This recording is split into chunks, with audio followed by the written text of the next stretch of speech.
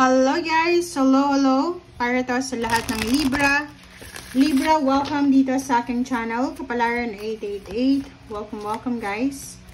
Alamin natin kung anong messages, vibration, gabay energy para sa inyong lahat, Libra. This is general reading. So, pwede kang makaresonate. Thank you sa lahat ng mga subscribers na nanonood dito sa aking channel. And sa mga bago kong subscribers, dati or bago, thank you guys sa lahat. Sa pagla-like and share, sa hindi pag-skip ng ads, sa lahat ng ginagawa nyo. Maraming salamat po. Okay? First card mo, Libra, is first quarter moon in Taurus. Sinasabi ng baraha dito na release. Release control. So, sinasabi ng baraha sa'yo dito, Libra, na kailangan nating alisin yung sobra-sobrang pag-control sa mga nangyayari sa paligid natin. Okay? Kailangan nating bantayan yung mga nangyayari sa paligid natin. Okay? So, unang-una, kasi minsan sa sobrang nating pag-control sa sitwasyon, doon parang nawawala yung joy, yung happiness. Diba? Kasi kontrolado. Dito, for example, sa anak, kung parent ka na Libra, sinasabi ng baraha, just let go, let God, let it flow. Basta alam mo na yung role mo as a parent, ginawa mo sa anak mo.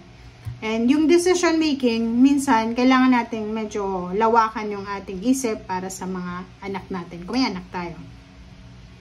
And yun naman sa iba, yung mga actions natin, okay lang na kontrolin natin. Meron din dapat tayong self-discipline, meron din dapat tayong moderation sa ating sarili.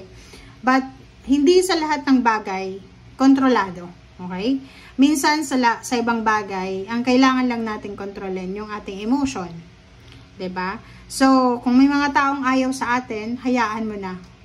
Kung may mga taong hindi naniniwala sa atin, hayaan mo na. Okay?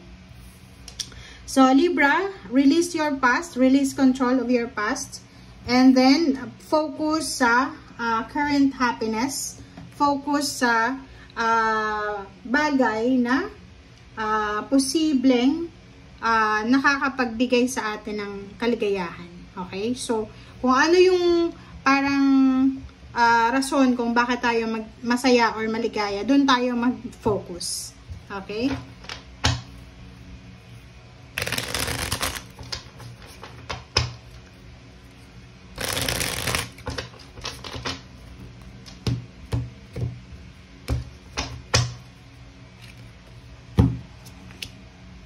Okay, Libra. So, dito sinasabi ng baraha, meron ditong Libra na natatakot siya na posibleng tumaas yung posisyon niya sa trabaho. Natatakot siyang yumaman. Natatakot siyang, halimbawa, magkaroon ng impluwensya. Parang ganun.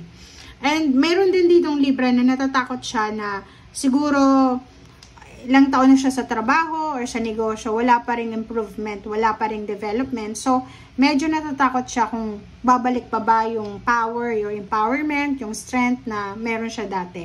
Like, siguro mayaman ka, dati may pera ka, may negosyo, may trabaho, tapos ngayon, siguro ano ka na, senior citizen, and or pwedeng nag-retire ka na. So, medyo natatakot ka na baka ngayon na-retired ka na, pwedeng hindi mo na maibalik yung dati. But dito sinasabi ng baraha, Libra, na huwag nating masyadong kontrolin yung mga sitwasyon sa paligid natin. Hayaan natin kung ano yung mangyayari. Okay?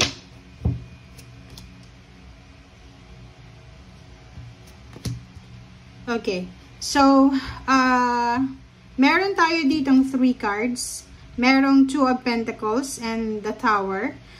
Sinasabi ng baraha sa'yo dito, Libra, na merong Libra na siguro sa linggong ito, hindi siya masyadong kontento kasi possible na kailangan niyang balansehin yung pera. Yung parang may expectation siya, pwedeng nag-expect siya na may magbayad ng utang sa kanya sa linggong ito, but yung expectation niya biglang, parang ganun. So, bumaba yung self-esteem niya kasi yung expectation niya ay hindi nangyari. So, yun yung rason kung bakit malungkot siya. Okay? Yung balanse sa pera, sinasabi ng baraha sa'yo na wag kang masyadong mag-alala, wag kang masyadong isip sa material. And sinasabi ng baraha sa'yo dito na as long as na ginagawa mo yung best mo, yung part mo, yung financial balance na yan ay kumbaga darating yan.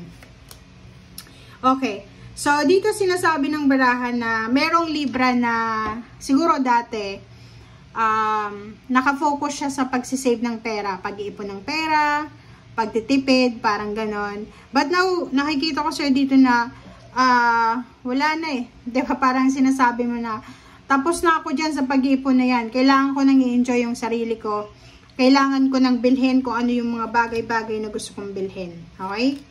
So, if you are experiencing pain, heartaches, or any physical pain, may sakit na nararamdaman, pwedeng high blood, nagme-maintenance, sinasabi ng baraha sa'yo na be patient. Okay? Be patient tayo.